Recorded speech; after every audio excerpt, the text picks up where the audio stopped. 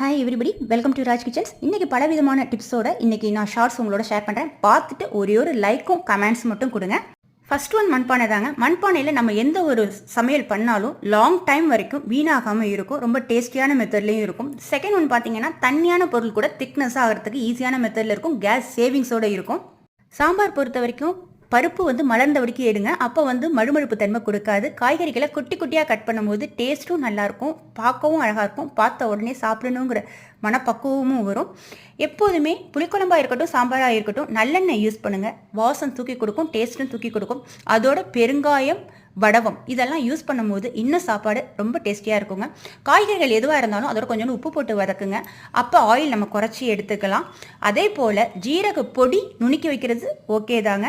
ஆனால் ஜீரகம் உடனடியாக நுணுக்கிட்டு திப்பியாக ஆட் பண்ணி பாருங்கள். அதிக அளவில் நைஸாக நுணுக்கும் போது நமக்கு குழகுழப்பு தன்மை கொடுக்குமே தவிர வாசம் கொடுக்காதுங்க.